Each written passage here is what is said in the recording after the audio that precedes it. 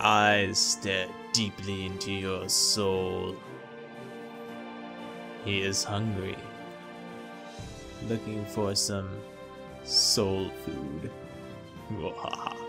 And now he's looking at his shoes. Hello and welcome back to Kerbal Space Program. This is 4Page. So, last episode, I'm so excited I made it to the moon. Okay, so we have 5 flags. This is the one that actually made it to the moon. And if you're watching this one then and you haven't seen that one, then yeah, you need to go watch that one. And then this one I did after I recorded, just to test out something. So I did this one with the new rocket, and with this one I was just messing around with my old rocket, the potentially successful or whatever, tentatively success. I don't remember. A tentative success. I don't know. And so that was that's that one. And then Rodley Kerbin, he's a guy who's out in orbit. As you can see, I have 549 science, which is great. I've been doing a little bit of work, testing things and whatnot. What should I go for this time? I'm thinking the precision engineering might be nice. Maybe. I started getting bigger rockets. Not quite that big, but it should help me with like lifters and stuff. Maybe I'll get the docking ports, because docking ports are always nice. I can start building a space station. Here we have advanced construction, which these pieces right here. These are from a mod called Procedural Fairings, which I had installed before for the previous version of the game, but then I just updated it and now it's in here again. And also I put MechJeb in here, which is right here. I'm not going to be using it for like autopilot, maybe until like way later when I want to get something into orbit, because I've done it like 1,000 times or something.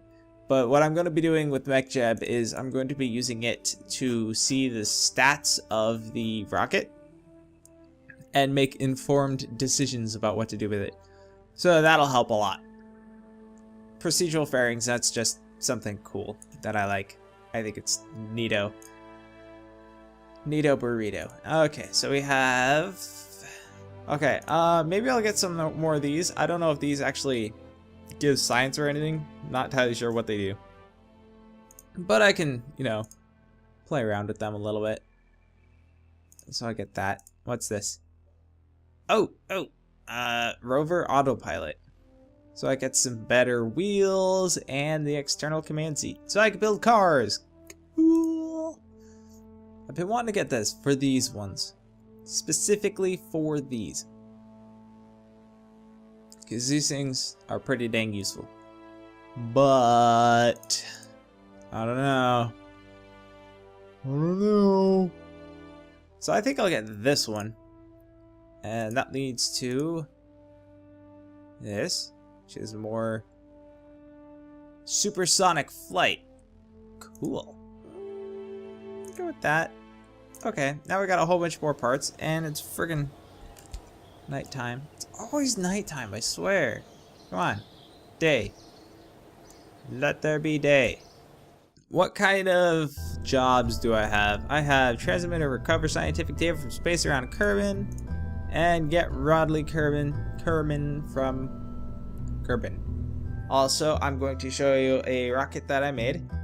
It's called the Go-Getterer.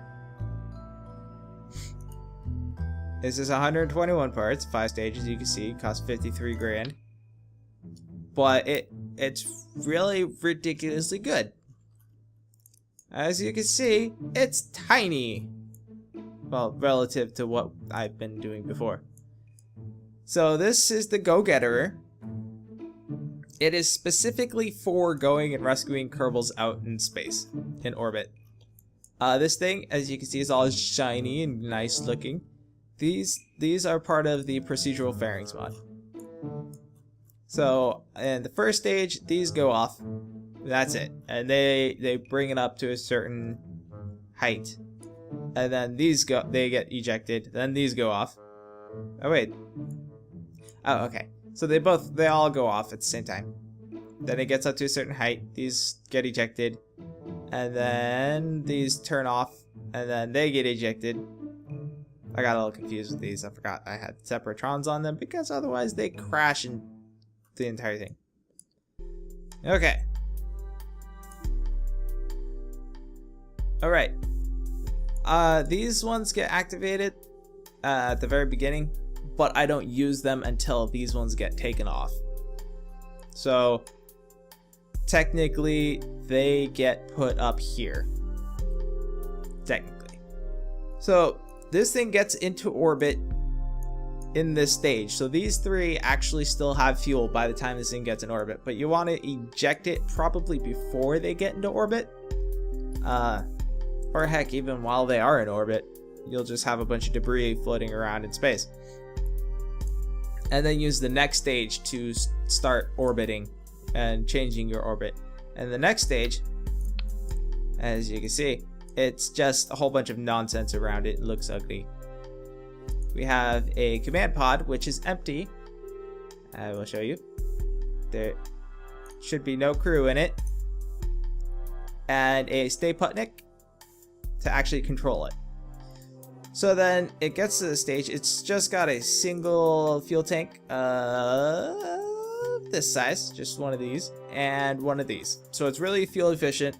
It's got plenty of fuel to get back. It's got enough, whatchamacallits, parachutes to stay in. So this thing circularizes the orbit and rendezvous with the Kerbal that's in space.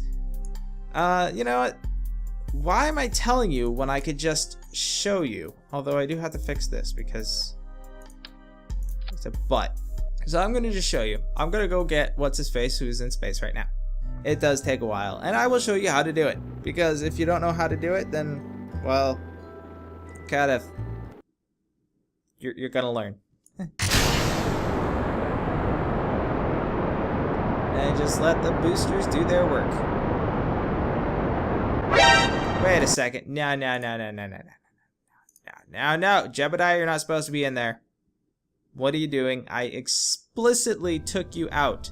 So it's fine. No. Throttle down. There. So that's what you gotta do. You gotta make sure that there's no Kerbals in here, because otherwise you're not gonna have any room to get the Kerbal back. And there goes those.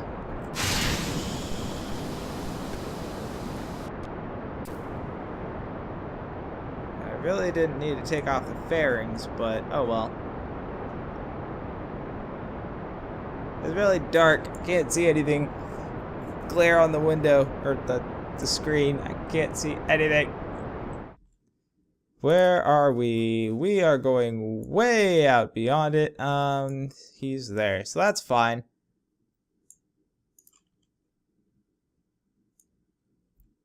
And now we start circularizing. Or extending, I should say. If you do this right, I don't think I'm actually gonna have a whole lot of fuel left in this stage. Like when I actually get the orbit. If you do it right, you should, but I was a little negligent. So I probably won't have a whole lot. I wanna set his target. And he's got a really... Okay, now here, let's go into the next stage. Ah! Gotta be careful. So periapsis, wanna have it around 94,000. Okay, so when you're mating up with something like this, if it's behind you like this, you want to have an orbit that is larger than theirs so that it will catch up. If it's ahead of you, like say if it was over here, you want to have an orbit that's smaller so that you can catch up. If you set it as target, you'll start seeing these little intersect things. that shows you where it will be while you're there. So like if I'm here, when I reach here, that's this point, this is going to be the closest that we are going to be in this orbit. So I'm going to be here and he is going to actually be right here. When I come around again, when I'm here, he's going to be here. So it shows you the separation in kilometers if you're that far away. So here I have a separation of 1,202 kilometers. In the next orbit, I'm going to have a separation of 1,207 kilometers, which is weird because... Oh, this is in the same orbit. Okay.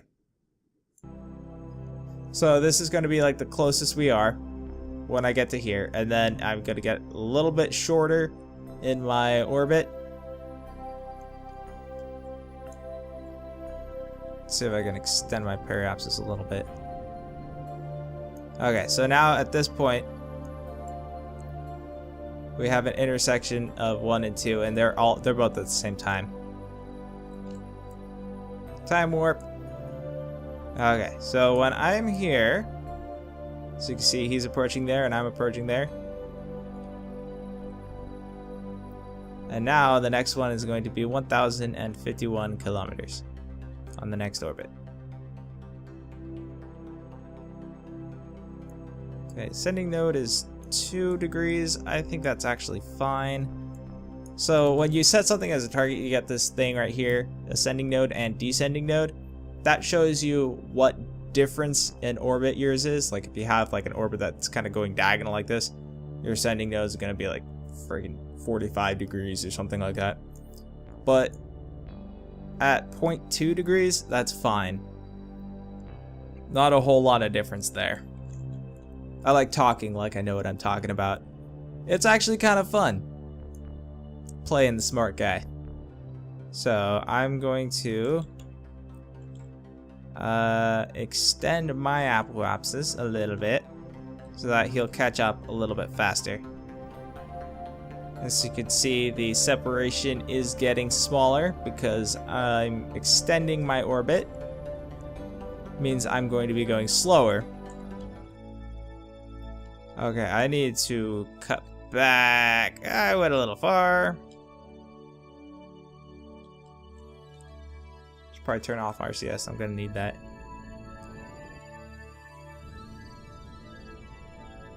Okay, now they've split up.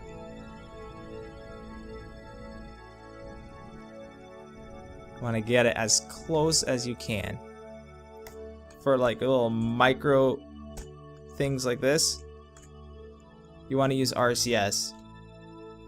Using H and N, H to push your vessel forward and N pushes it backward. If you have the RCS on, so that's a pretty cool thing. Okay. So here's where we're going to intersect the first time. I'm going to actually circularize my orbit, bring out down my apoapsis when I get to my periapsis. And that way I will have come really close to him, and I'm going to stay really close to him. See, if I keep this orbit, then next time he's going to be way up here and I'm going to be way back here. So I gotta close my orbit a little bit. And there, intersect 1, we're gonna be intersecting at 4.2 kilometers. And that's where things start getting interesting. Okay. Let's get there. And then I'll show you some of the things with the nav ball. Right about there. Alright, so I'm gonna go here. As you can see, he's right there. Now the pink thing with the circle, that is towards the target. The pink thing with the lines in the triangle, or this thing, that's away from the target. Now as you can see right here, it says I'm going 16 meters per second. That's in relation to the target. So if and also the prograde and retrograde vectors are in relation to the target. So if I go to the retrograde vector turn on RCS, start thrusting away, or not away from, but rather to there. So now I'm going 0.1 meters per second in relation to Rodley Kerbin. 0.4 now. So with that, I want to actually go towards him. And this is, again, towards him. See my engine's right here. Here's my front, and he's over there. He's at 4.6 kilometers. So I am going about 10 meters per second towards Rodley Kerbin. Want to go a little bit faster than that to close the distance of 4 kilometers. It's 4,000 meters. 4.3 is 4,300 meters. So say about 73 meters per second. That should do fine. And you really want to get back to your retrograde vector, because you're gonna overshoot him if you're not careful. Happens a lot. It's always important to have plenty of electric charge when you're doing this, because you really don't want your probe to run out of power. So I'm only going 0.3 meters per second in relation. Face toward him again. You don't want to try doing this in one go. You want to do it in increments. Otherwise, unless you're incredibly good, it won't work out too well. This takes a little getting used to. I remember my first time, like, what are all these things? What's going on? I have no idea. And you overshoot a little bit. If you do it your first time, fantastic. If you don't worry. It's not easy. It is easy once you start getting the hang of it, but otherwise it's a little bit of a pain in the butt. Okay, so I'm gonna start using RCS. This is what this is really good for, because it has such low thrust and you can control it all ways. There. So now if you look at your orbit, it should be exactly the same. So intersect 1, you're going to be at 0 kilometers. Intersect 2, 0 kilometers. So that is how you rendezvous with a target. And then once you're there, you can either, I guess you can't click on him, but you press the little button, right or left square bracket, to switch to this guy, and then you turn on his thingy, and then you find and board. And voila! We have rescued, well, not quite yet. And then once that happens, you go back into orbit. And the orbit thing shows you everything is normal. But essentially we saved him, because getting back is not too difficult. Let's get back to land. And there's the excited particles. Turn off RCS and the SAS, because we don't need it. Deploy chutes. I could probably put legs on this thing. I just realized recently that, or actually today, that it shows on the parts in the builder the crash tolerances of different things. And I realized almost all of the engines have a crash tolerance of 8 meters per second.